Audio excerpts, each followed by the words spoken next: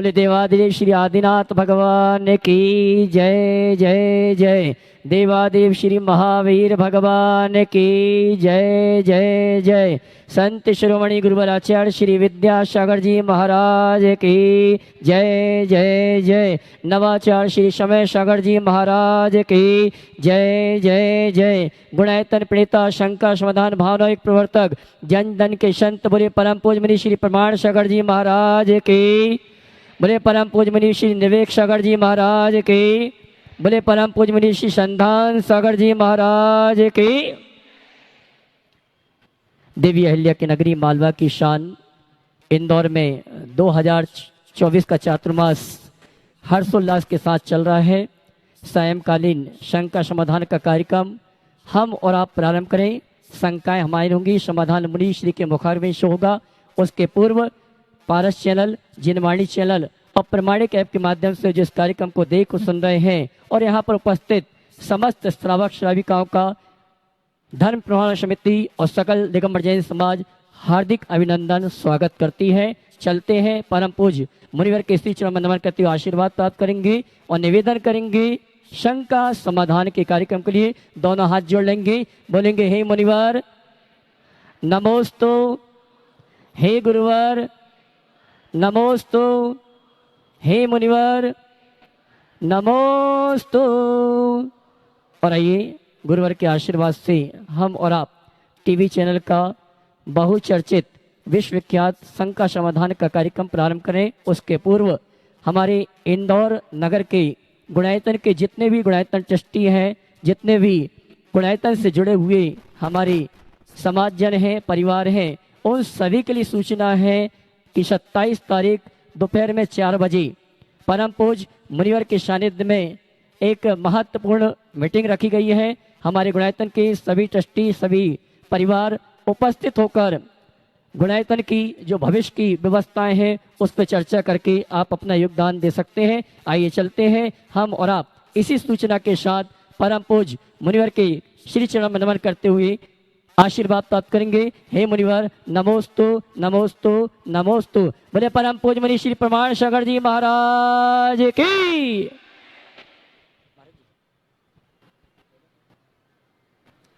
आज का यह शंका समाधान का सत्र अपन प्रारंभ करते हैं और गुरुवर के चरणों में गुरुवर के अनन्य भक्त जो अभी जा भी रहे कलकत्ता, उनको पहले प्रश्न के लिए ही आमंत्रित कर रहा हूँ। जतिन जी जैन, जीतू भैया जोरदार तालियों से उनका स्वागत भी कर दें।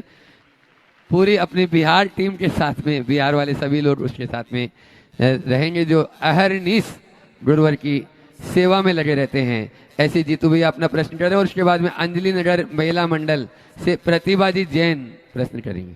गुरुवर के चरणों में मेरा कोटि कोटि नमन। छुल्लक महाराज जी के चरणों में इच्छा में।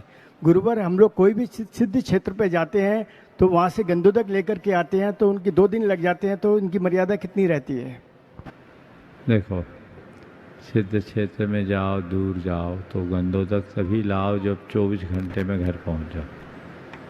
यदि ऐसा संभव नहीं है तो उसका एक बड़ा अच्छा सा तरीका है, वहाँ एक वस्त्र लो शुद्ध खादी का, हथकरघा का, उस धुले हुए सूखे वस्त्र को गंदोदक में गीला करके उसको सुखा लो और वो वस्त्र ले आओ और भगवान के मंदिर के गंदोदक में गीला करके उसका अंश आप उपयोग में ले लो, ये ज़्यादा अच्छा।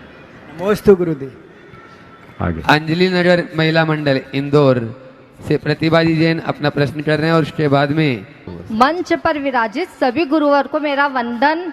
नमस्तु नमोस्तु नमोस्तु। गुरुवर, आज हम जहाँ भी देखो, युवा हो चाहे बुजुर्ग हो, सब यही सोचते हैं आज करे सो कल कर, कल करे सो परसों, जल्दी जल्दी मत कर, जीना है अभी परसों।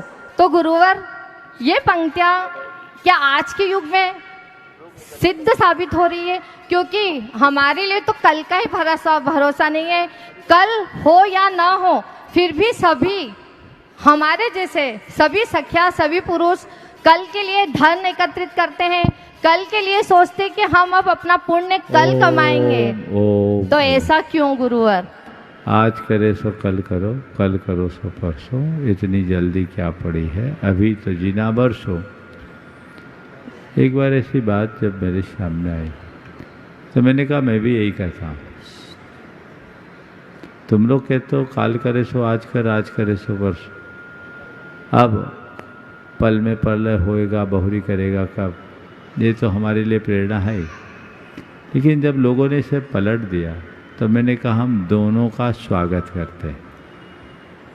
हम लोग अनेकांत वाले, दोनों दोहे को आत्मसात करें अलग अलग संदर्भ में।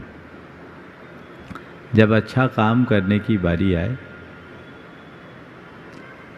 तो काल करे सो आज कर, आज करे सो अब, पल में प्रलय होएगा, बहुरी करेगा। और जब बुरा करने की बात आए तो कहो आज करे सो काल कर, काल करे सो परसों। और इतनी जल्दी क्या पड़ी है, अभी तो जीना बरसो। ये अपना लो ना, झमेला खत्म। चलिए। नमोस्तु गुरुवर, नमोस्तु। मीना जी नाइट अपना प्रश्न करें, उसके बाद में मैना सुंदरी महिला मंडल जिसमें मीना पहाड़िया तैयार हैं। नमोस्तु महाराज जी, नमोस्तु महाराज जी, नमोस्तु महाराज जी। मेरा प्रश्न है कि इत्र तो शरीर को सुगंधित करता है। मेरा प्रश्न है कि इत्र शरीर को सुगंधित करता है और चारित्र आत्मा को सुगंधित करता है, तो चारित्र पद पर बढ़ने के लिए क्या करूं? इत्र शरीर को सुगंधित करता है और चरित्र आत्मा को सुगंधित करता है। आपने पूछा है आत्मा को, अपने चरित्र को उज्जवल बनाने के लिए क्या करें। देखिए, अपनी भूमिका अनुरूप व्रत संकल्पों से जुड़ो और हमेशा अपने आचार विचार और व्यवहार के प्रहरी बनो, तब हमारा चरित्र उज्जवल होगा। और जब चरित्र उज्जवल होगा तभी हम कुछ बेहतर कर पाए। आगे। हाँ। मैना सुंदरी महिला मंडल उदयनगर से मीना जी पहाड़िया अपना प्रश्न कर रही है। नमोस्तु गुरुवर, नमोस्तु गुरुवर, नमोस्तु गुरु। मैना सुंदरी महिला मंडल की तरफ से महाराज बारंबार नमोस्तु नमोस्तु नमोस्तु।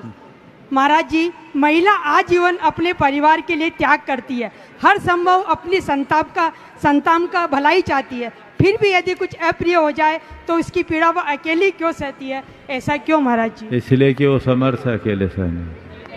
पुरुष कमजोर है, वो अकेले नहीं सह पाता, उसको साथ की जरूरत है।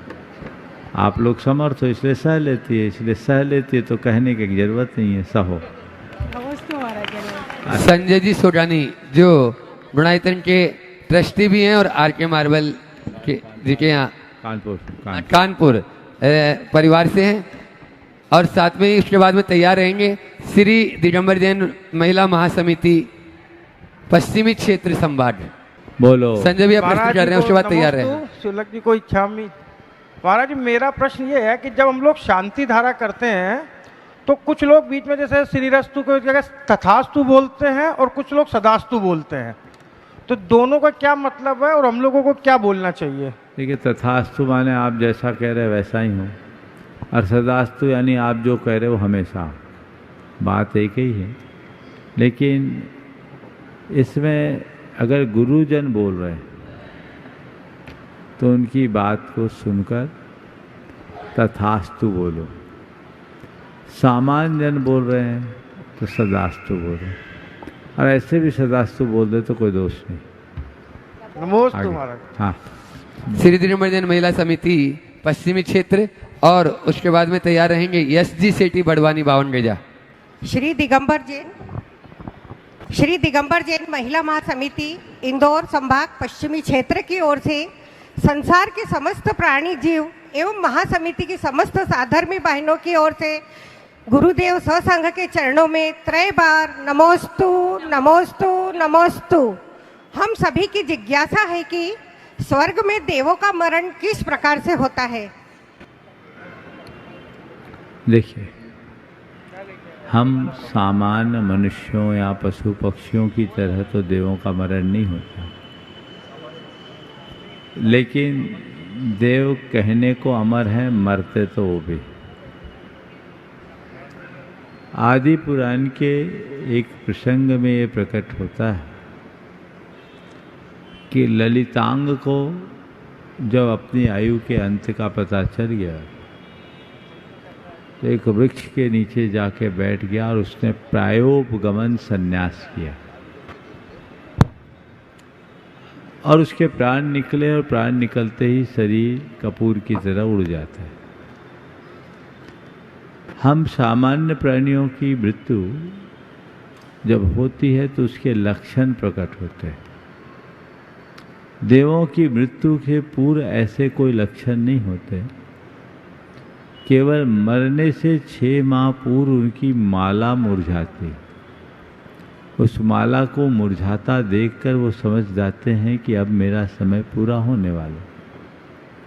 जो सम्यक दृष्टि देव होते हैं वो इस घटना को देखकर हर्षित होते हैं। उनके मन में उमंग जगती है कि अब मैं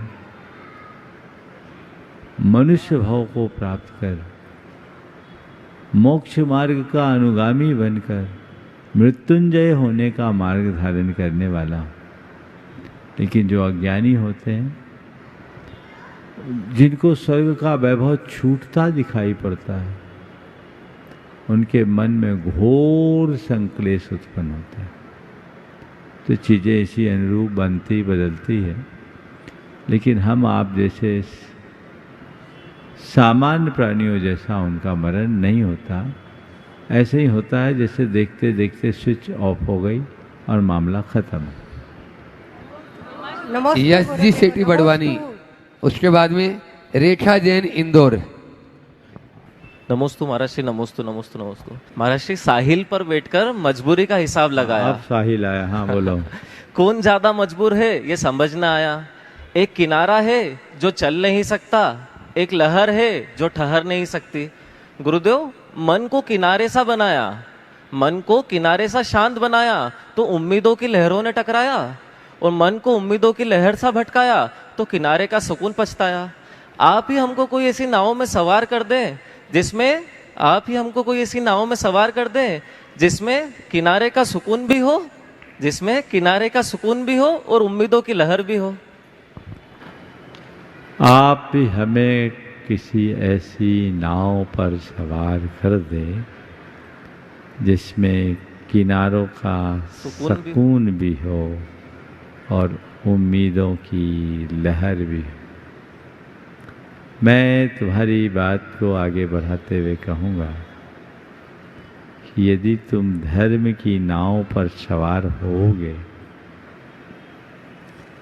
तो किनारों का सुकून तो पाओगे ही, पूरे सागर को ही पार कर जाओगे। उम्मीदों की लहर होगी नहीं, लहर ही नहीं होगी, लहर को पार करने में भी समर्थ हो जाओगे। उम्मीदों की लहरें उत्पन्न होती है और नष्ट होते रहती है। उम्मीदों की लहर उठना बहुत अच्छी बात नहीं है, लहरों के पार जाना ही अच्छी बात है। तो ये एक ऐसी नाव है जो किनारों तक ले जाकर लहरों के पार पहुंचा देती है। हमें उसमें सवाल। नमस्ते महाराज। रेखा जी जैन इंदौर, उसके बाद में रचना योगेश जी जैन उदयनगर। नमोस्तु गुरुदेव, नमोस्तु नमोस्तु नमोस्तु। महाराज जी, मेरा प्रश्न है, बेवकूफ बने रहो तो रिश्ते बने रहेंगे। जिस दिन गलत के खिलाफ आवाज उठाओगे रिश्ते टूटने लगेंगे।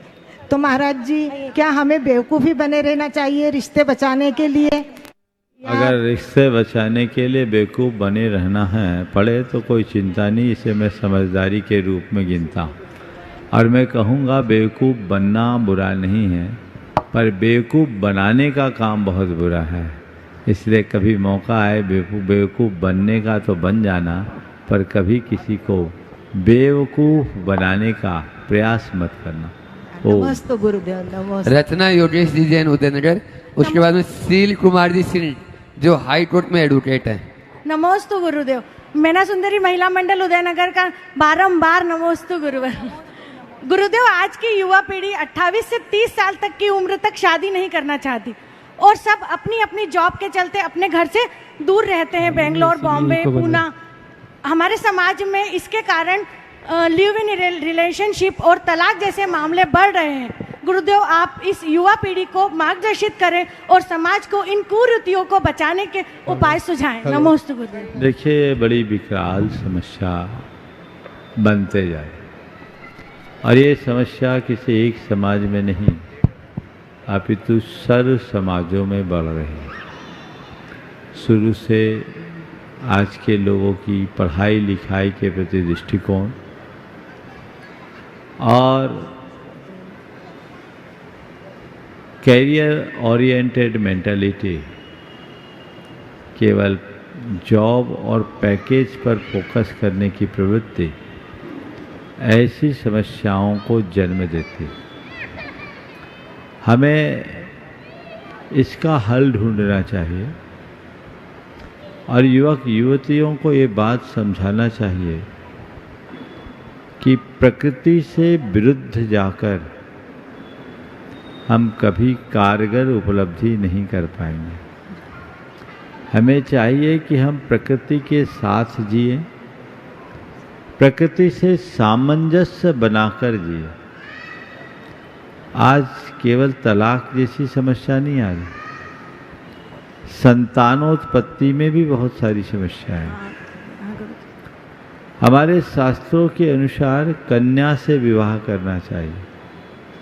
20-22 वर्ष तक वो कन्या होती, 25 वर्ष के बाद तो वह परिपक्व युवती हो जाती। विवाह के बंधन का मतलब दो अनजान व्यक्तियों को परस्पर प्रेम और आत्मीयता की प्रगाढ़ता के साथ ऐसी भावनात्मक बंधन में बंधना है जो एक दूसरे के पूरक और प्रेरक बनकर के चल सके। लेकिन यह स्थिति तभी हो सकती है जब दोनों के मध्य अहंकार की दीवार खड़ी न हो। एक कन्या ढल जाती पर युवती का ढलना बड़ा मुश्किल होता है और इसमें दोनों के बीच का अहम टकराता है और तब तो और ज़्यादा भयानक स्थिति बन जाती है जब दोनों कमाऊ होते हैं और दोनों के कमाने में यदि लड़की की पैकेज लड़के से ज़्यादा है तो कहानी और ही उल्टी हो जाती। सारे परिवार इस कार्य से बिखर रहे और यौवन अवस्था में इंद्रिय निग्रह बहुत कठिन है। विवाह के बंधन में भले नहीं बनते लेकिन इंद्रियों पर निग्रह न रखवाने के कारण एक दूसरे के संसर्ग और संपर्क के कारण सारी मर्यादाएं तार तार हो जाती। लिव इन जैसा कंसेप्ट भारत की संस्कृति के कतई अनुकूल नहीं। आज से करीब 12-13 वर्ष पूर्व लंदन की एक भारतीय महिला, नाम मैं विस्मृत कर रहा हूँ, जो एक बहुत बड़ी कंपनी की CEO थी, उसने एक लेख लिखा था और उस लेख का सार मैं आप सबको बता रहा हूँ। उसने लिखा कि आज मैं 48 वर्ष की उम्र में इस बात का अनुभव कर पा रही हूँ और भारत में जो विवाह की व्यवस्था है वो बहुत उत्तम है और उस व्यवस्था के तहत न केवल अपना जीवन सुरक्षित रहता है अपितु परिवार और वंश भी सुरक्षित होता है। मैं यहाँ आकर यहाँ की सभ्यता और संस्कृति से प्रभावित होकर के जी, पहले तो मुझे इसमें बड़ी स्वतंत्रता का आभास हुआ पर आज मुझे ऐसा लग रहा है कि इतने दिनों में मेरा केवल यूज किया गया और उम्र के इस दौर में अब मैं कहीं की भी नहीं बची, मैं कहीं की भी नहीं रह पाई। वो देश भर के अखबारों में छपा था, स्मरण में नहीं है नाम, शायद आप लोगों को नाम याद हो तो याद हो सकता है। एक बड़ी प्रख्यात महिला थी और वो लोगों के लिए बड़ी प्रेरणा बनी। तो ये चीज़ें लोगों को से लुही सहे या कुछ है, नाम मैं भूल रहा हूँ, बहुत पुरानी बात है। तो जो है ये बातें लोगों को समझनी चाहिए, समझानी चाहिए। अब इस विषय पर व्यापक पैमाने पर चर्चा शुरू हो गई। पश्चिम के लोग भी विवाह जैसी व्यवस्था की उपादेयता को समझने लगे। लेकिन विडंबना यह है कि भारत के लोग अपनी मूलभूत परंपरा से विमुख होने लगे हैं। वो पाश्चात्य पने का अंधानुकरण करने में आगे बढ़ रहे हैं, अपनी शान समझने लगे हैं। ये कतई उचित नहीं है। हमें ऐसी बातों को हतोत्साहित करना चाहिए और ये समझना चाहिए हम मनुष्य हैं। परिवार और समाज के बिना जीवन अधूरा है, इसलिए हमें उसे महत्व देना चाहिए, आगे बढ़ना चाहिए। नमोस्तु सारिका जी भी एक प्रश्न कर रही हैं शायद। हो गया ना, एक ही था। अच्छा, गुरुत्रय के चरणों में वंदन वंदन, नमोस्तु भगवान, नमोस्तु भगवान, नमोस्तु भगवान। महाराज जी, मेरा प्रश्न है अफर्मेशंस या जिनको कहें हम भावनाएं, भावना योग जिसका दूसरा नाम है, वो कैसे वर्क करती हैं आज के साइंटिफिक एरा में? यदि हम समझें तो वो कैसे काम करती हैं? और जब उनको हम भावना भाते हैं, भावना भाते हुए भी जब हमारा कोई काम नहीं होता है तो हम कहीं ना कहीं जाकर अटक जाते हैं कि वो काम क्यों नहीं हुआ। गुरुदेव सही मार्ग समझाएं कि भावना योग का सही तरीका क्या है और कैसे हम उसको अपना सकते हैं। देखिए, भावना योग के संदर्भ में आपने सवाल किया है। बहुत जल्दी मैं भावना योग का प्रयोग भी आप सबके बीच करूंगा और कराऊंगा। देखिए, हमारी संस्कृति में एक बड़ी पुरानी उक्ति है, यद भाव्यते तद भवति। हम जैसी भावना भाते हैं हमारा वैसा जीवन होता है। हमारी अध्यात्म साधना में ऋषि मुनियों संतों ने सदियों से इसका प्रयोग किया, पर उनका साध्य बाह्य चीज़ों को पाने का नहीं रहा। उनका लक्ष्य अपनी आत्मा की उपलब्धि का रहा। मैं ये बात आप सबको इसलिए बता रहा हूँ कि आप लोगों के सामने जब कभी भी ये सब बातें आती है तो आपका ध्यान पश्चिम की ओर चला जाता है। आपको आत्म सुझाव शब्द समझ में नहीं आता, अफर्मेशन समझ में आता। आपको यद भाव्यते तद भवति समझ में नहीं आता, आपको थॉट्स बिकम्स थिंग्स समझ में आता। आपको भावना योग समझ में नहीं आता, आपको लॉ ऑफ अट्रैक्शन समझ में आता। क्या करे, आपको हिंदी में समझ में नहीं आता, अंग्रेजी समझ में आता। हमारी संस्कृति में सदियों पूर्व से ये साधना रही है और इसका विज्ञान भी रहा है। इस संदर्भ में मैं आप सबसे कहूंगा कि जैन जगत के प्रख्यात महान आचार्य, अध्यात्म प्रवर्तक आचार्य कुंदकुंद हुए, जो भावना योग के जनक के रूप में हम जिन्हें जान सकते हैं। यद्यपि उनने भावना योग शब्द का प्रयोग नहीं किया, मैंने इसे प्रकट किया, लेकिन उन्होंने जो लिखा वो यही है। वे कहते तुम जो पाना चाहते हो, जैसा होना चाहते हो, वो नित्य उसकी भावना भाव। तुम परमात्मा होना चाहते हो, तुम मुक्त होना चाहते हो, तुम सिद्ध होना चाहते हो, तो हर पल एक भावना भाव, मैं परमात्मा हूं, अहम ब्रह्मस्मि, मैं सिद्ध हूं, सिद्धो हम, मैं शुद्ध हूं, शुद्धो हम। उसकी भावना भाव, भावना भाव, भावना भाव, बार बार बार बार, केवल केवल केवल उसकी ही धुन लगा। एक पल ऐसा आएगा कि तुम जिसकी भावना भा रहे हो उसकी अनुभूति करने लगोगे। यही भावना योग है। वे कहते हैं जे आद भावन मिनम निच्चु जुत्तो मुनि समाचर दी, सो सब दुख मोखम पावई अचरे कालीन। जो मुनि नित्य उद्यत होकर मैं शुद्ध आत्मा हूं, मैं परमात्मा हूं, इस प्रकार की भावना भाता है, नित्य भावना भाता है, वह शीघ्र ही सर्व दुखों से मुक्त होकर परमात्मा हो जाता है। ये भावना योग का बीज है।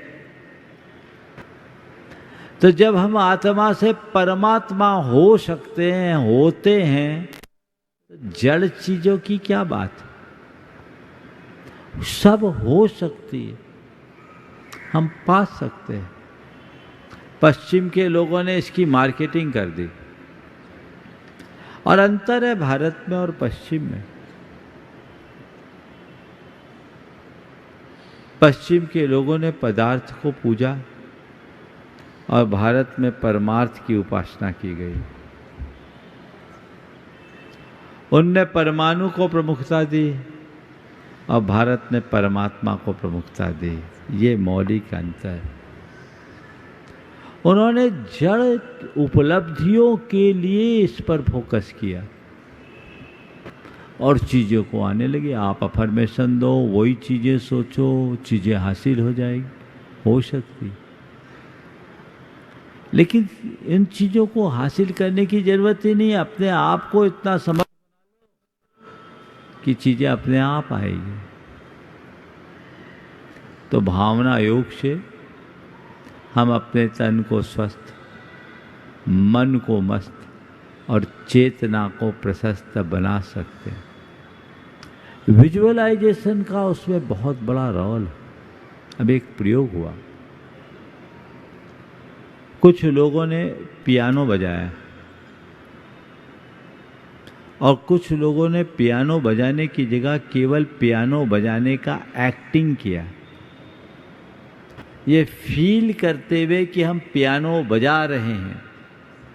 और उनसे ये कहा गया कि तुम्हें पियानो, बिना पियानो के पियानो बजाने का आनंद लेना है। आप सब सुनकर आश्चर्य करेंगे कि जब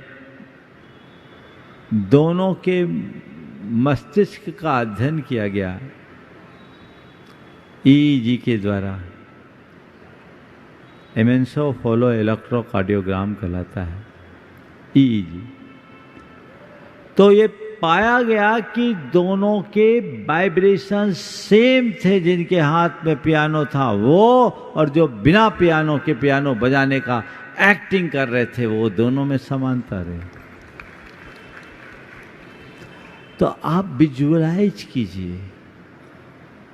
अगर आपके उस विजुअलाइजेशन में कमी है तो कारण रुक सकता है, आपका काम अटक सकता है।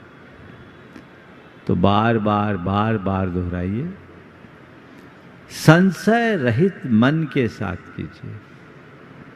मन में संशय होगा, कतई परिणाम नहीं आ सकेगा। बाकी बातें अगर मैं पूरी व्याख्या करूं तो बाकी सब लोग आपसे नाराज हो जाएंगे। तो मुझे आपका भी ख्याल रखना है और लोगों का भी ख्याल। बहुत जल्दी भावना योग जब आप सबके बीच यहाँ कराया जाएगा तब आपको उसका लाभ मिलेगा। नमोस्तु गुरुदेव, नमोस्तु गुरुदेव, नमोस्तु गुरुदेव। अपने बीच में सील कुमार जी सिंह जी जो हाई कोर्ट के एडवोकेट हैं, वे अपना प्रश्न कर रहे हैं और उसके बाद में एक उभरती प्रतिभा जो 12 वर्ष की उम्र में ही बहुत उपलब्धियों को प्राप्त की है, ऐसी कुमारी काव्या प्रवीण ज्योति जैन तिलक नजर तैयार रहेगी। नमस्ते महाराज जी। हम कौन हैं और जन्म लेने का हमारा मुख्य उद्देश्य क्या है पृथ्वी में? बहुत अच्छा सवाल। हम दूसरा इसी के साथ एक और जुड़ा हुआ है प्रश्न, कर्म बंधन से मुक्ति और जन्म मरण से मुक्ति कैसे संभव है? हम कौन हैं और जन्म लेने का हमारा उद्देश्य क्या है? मैं ये सवाल पूछता हूं, ये सवाल करने वाला कौन है? बोलिए। मेरी सोल है। हाँ, शील। सील जी। सील। शील। ये सील कब से आए? ये सील कौन है? इसी का तो प्रश्न का जवाब ढूंढ रहा हूँ महाराज जी। वही तो पूछ रहा हूँ। ये सील नहीं पूछ रहा, पूछने वाला सील नहीं है, उसने अपने आप को सील मान रखा है, क्योंकि जो पूछ रहा है वो सील होने के पहले भी था और सील के चले जाने के बाद भी रहेगा। रहेगा कि नहीं रहेगा बोलिए? जी रहेगा। तो कौन पूछ रहा है सील? सील तो बीच का एक मेहमान है। सील कहाँ? ये बीच का एक रील है। रियल को पकड़ो। कौन पूछ रहा है? आत्मा। बस जो पूछ रहा है वही हम हैं। समझ गए? कौन पूछ रहा है? जो पूछ रहा है वो मैं हूं, को हम। भीतर से जो प्रश्न कर रहा है सो हम। समझ गए? इसका यही उत्तर है। मेरे भीतर से जो आवाज उत्पन्न हो रही है उसका जो उत्पादक है वह मैं हूं, और वो जब तक रहेगा तब तक मेरे स्वर मुखरित होंगे। जिस दिन वो चला जाएगा सील रहेगा, पर सील की सोल कहाँ जाएगी पता नहीं। समझ गए ना? तो ये तो ऊपर का चोला है। अपने आप को नाम और रूप से परे महसूस कीजिए। मैं नाम नहीं हूं, मैं रूप नहीं। ये बात और है कि मुझे नाना नामों से पुकारा जाता है। ये बात अलग है कि मैं अनेक रूपों को धारण करता हूं, फिर भी मैं नाम नहीं, रूप नहीं, अनाम अरूप हूं। वही मेरा स्वरूप है, उसे पहचान। समझ गए? हमने तो अपनी काल्पनिक छवि को अपनी वास्तविक छवि मानने का भ्रम पाल लिया।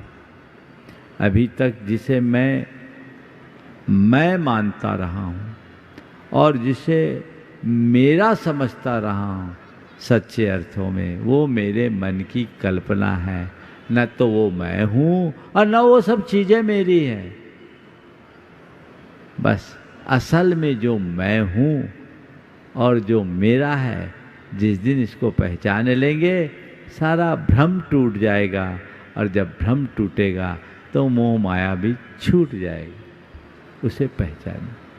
आपने पूछा है इस जन्म को, जन्म लेने का प्रयोजन क्या है? तो मैं यही कहूँगा, हमें नरभव मिला तो एक अवसर के रूप में मिला है जिसमें हम अपने जीवन के मर्म को पहचाने और उसे साकार करने का सत प्रयत्न करें। समझ गए? उसे अगर हमने प्राप्त कर लिया तो हमारा जन्म लेना सार्थक है, अन्यथा आने जाने का क्रम तो ये चला रहा है, आता रहेगा, जाता रहेगा। आपका तीसरा सवाल, कर्म बंध का कारण क्या है और कर्म बंध से मुक्त होने का उपाय क्या है? कुल 4 हो गए। बहुत अच्छे सवाल है, और ये सवाल हर व्यक्ति के हृदय में उत्पन्न होने चाहिए।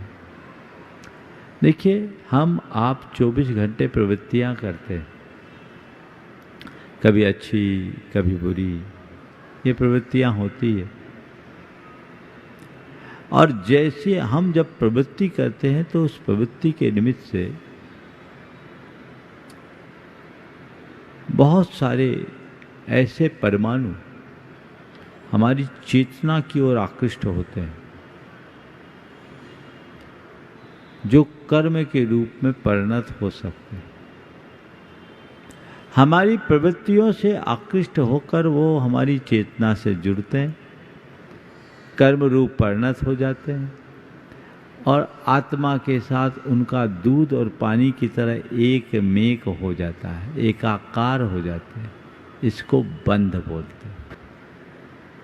ये ठीक वैसे ही जैसे भी मैं बोल रहा हूँ, सामने इतने सारे कैमरे चल रहे हैं, सब में रिकॉर्ड हो रहा है। मैं जो बोल रहा हूँ वो रिकॉर्ड हो रहा है, जैसा बोल रहा हूँ वैसा रिकॉर्ड हो रहा है। अब इसमें लगी हुई चिप में अगर कोई देखना चाहे तो कुछ भी नहीं दिखे, लेकिन सिस्टम में प्ले करो तो सब दिखता है। और अब तो टेक्नोलॉजी इतनी एडवांस हो गई, यहाँ रिकॉर्ड नहीं डायरेक्ट रिले भी हो रहा है, चल रहा है। तो हमारी जैसी प्रवृत्तियाँ होती है वैसे कर्म के संस्कार हमारी आत्मा में चिपक जाते हैं, रिकॉर्ड हो जाते हैं, और ये रिकॉर्डिंग चलते भी रहती है। कालांतर में वही पकती है और अच्छा बुरा फल प्रदान करती। आपने तो एक व्यवस्था बना रखी है रिवर्स करने की, फॉरवर्ड करने की। जो अच्छा लगे उसे बार बार रिवर्स करके सुनते हैं, देखते हैं। जो अच्छा नहीं लगता उसे फॉरवर्ड करके आगे बढ़ा देते हैं। और पूरे के पूरे तथ्य को डिलीट करने की भी व्यवस्था आपने बना रखी है, और उसमें नई बातें भरने की भी व्यवस्था आपके पास। लेकिन भीतर के सिस्टम में ऐसी कोई व्यवस्था नहीं। वहाँ तो वही रिकॉर्ड होगा जैसा आपने कहा और किया है। समझ गए? हमारी जैसी प्रवृत्ति वैसी छाप। वहाँ ऐसी कोई व्यवस्था नहीं है कि हम अच्छे दिन को बार बार रिवर्स करें और बुरे दिन आए तो फॉरवर्ड कर दें। असंभव। जो मैंने किया है वही संस्कार मेरी चेतना से जुड़े। अच्छे का परिणाम अच्छा और बुरे का फल बुरा होता है। ये अकाट सिद्धांत। उस सिद्धांत को हमें अच्छे से समझने की कोशिश करनी चाहिए। समझ गए? तो ये कर्म बंध की प्रक्रिया निरंतर चलते रहती है। अब इससे मुक्त कैसे? सवाल तो ये, इस बीज को धरती में बोएंगे, बीज अंकुरित होगा, और एक बीज अंकुरित होगा तो अनेक बीज बन जाएंगे। तो बीज से वृक्ष, वृक्ष से बीज, वृक्ष से वृक्ष, तो वो तो क्रम चलता रहेगा। हमारी प्रवृत्तियों से कर्मबंध होता है, कर्मबंध से प्रवृत्तियां होती है, अंतहीन सिलसिला चलेगा। लेकिन उसका अंत करने का उपाय एक ही है कि हम उस बीज को एक बार भून दें। और बीज यदि भून दिया जाए तो उसकी अंकुरण क्षमता नष्ट हो जाती है, फिर वो कभी अंकुरित नहीं हो। समझ? तो हमारे पास एक व्यवस्था है। हम अपनी प्रवृत्तियों में यदि थोड़ी सावधानी लाएं, समता लाएं, ज्ञान का प्रयोग करें, तो उसकी आँच में ये राग द्वेष का जो बीज है ना, वो भुन जाता है और दोबारा वो अंकुरित नहीं हो। तो कर्म बंध के चक्र से मुक्त होने के लिए हमें अपनी प्रवृत्ति को ज्ञान मूलक बनाना जरूरी है। थोड़ा और अलग ढंग से आपको बताना चाहता हूँ। हमारे साथ जो कर्म बंधते हैं उसके पीछे का मूल कारण हमारे मन के विकार हैं, जो राग रूप है, द्वेष रूप है, मोह रूप है, काम रूप है, क्रोध रूप है, लोभ रूप है। ये जो विकार हैं, इन विकारों से आकर्षित होने वाले कर्म हमारी चेतना में चिपक जाते, और जब तक ये विकार रहेंगे कर्म चिपकते रहेंगे।